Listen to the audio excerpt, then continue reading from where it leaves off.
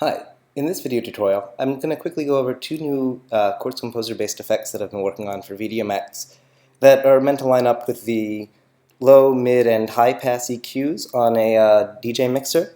And some mixers also have an idea of a high pass, low pass filter built in there, so I'm going to use one of these extra knobs for that. And other ones also have a trim, and I'll show off a good way of using that as well. So the first thing I'm going to do is just click on New Project. But I'm going to go into my Assets folder in the Finder and take these two effects, the RGB EQ and the 3-band EQ, and put them into my QC Effects folder. And I can close that now. And now if I were to open up my layer source window and pick a source, I'll just use my built-in FaceTime camera so you can see me. Hello. And I'm going to open up my layer effects window now. And inside of here, if I go under miscellaneous effects, that's where I'll find my loop key EQ or my RGB EQ, so I'm going to start off with that one. And the way that this basically works is I can pull out all the red, or I can boost the red. I'll move this UI inspector out of the way.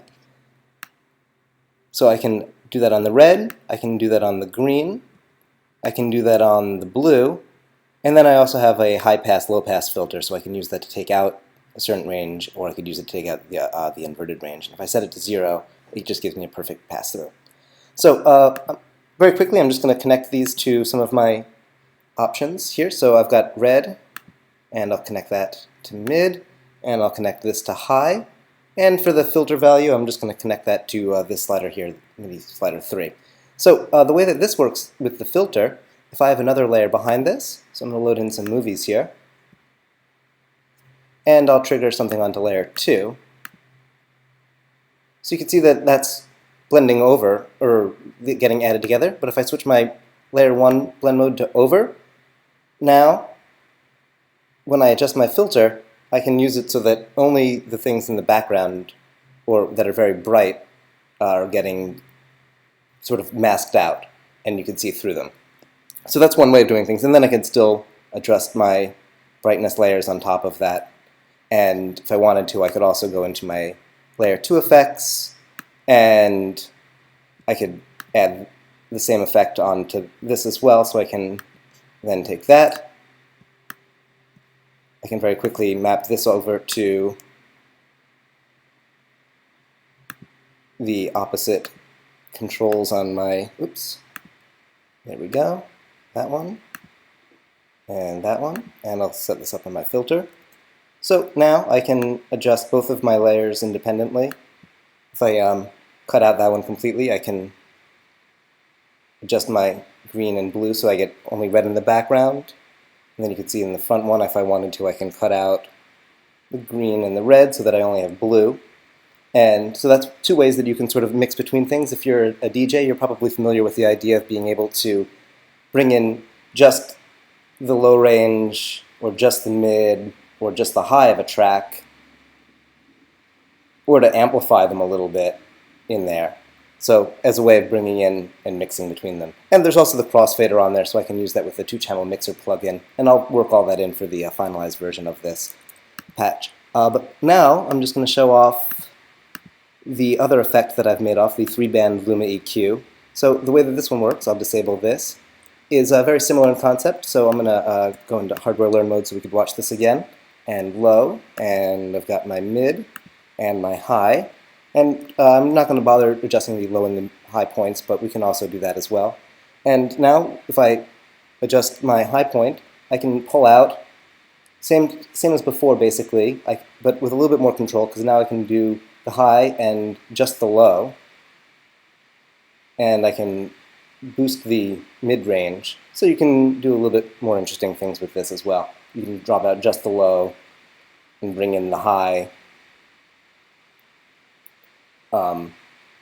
Boost just the high, and you can do the same thing with this having on its own layer as well. So, and then you could use the low point and high point sliders there to sort of adjust where those crossfades happen. And the next thing I'm just going to show off is one thing that I like to do, which is there's the exposure adjust effect. So I'm just going to quickly turn on my RGB option again. So for the top layer, and I can boost that. I'll bring this in a little bit more. Okay. So with the exposure adjust, I'm just going to quickly sync that so that it's running on one of these sliders. And that's just a general sort of gain like you would expect on on another DJ mixer, sort of a setup.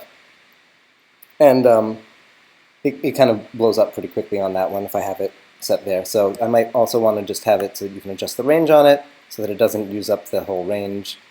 You could tweak it a little bit more between dark and bright using the range handles.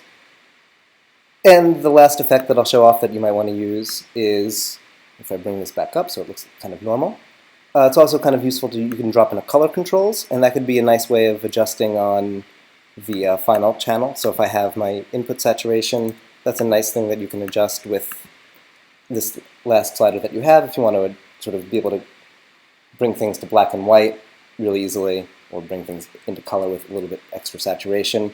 Another one that's kind of nice to do on there is the color adjustment under hue adjust. So if I turn off the color effects, I can do input angle, and that way you can sort of just change what the colors are. And this can be particularly nice if you're using sort of more generative things. You can adjust that way, and you can of course put this before your RGB EQ.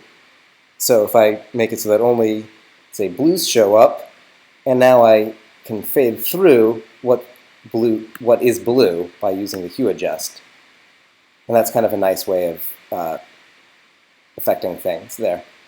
Of course, you can also just do that, and now I can show through a little bit to what's behind it that way. And of course, that's just showing the red values from there. So you can get some pretty interesting stuff out of this by using some masks on these EQ values. And of course, you know, there's all the crossfaders and all of these other buttons on a DJ mixer, which can line up pretty nicely with controls in VDMX, like play pause buttons and adjusting rate and volume. So you can check all of that out in the completed project file that's included with this document. Thanks for watching.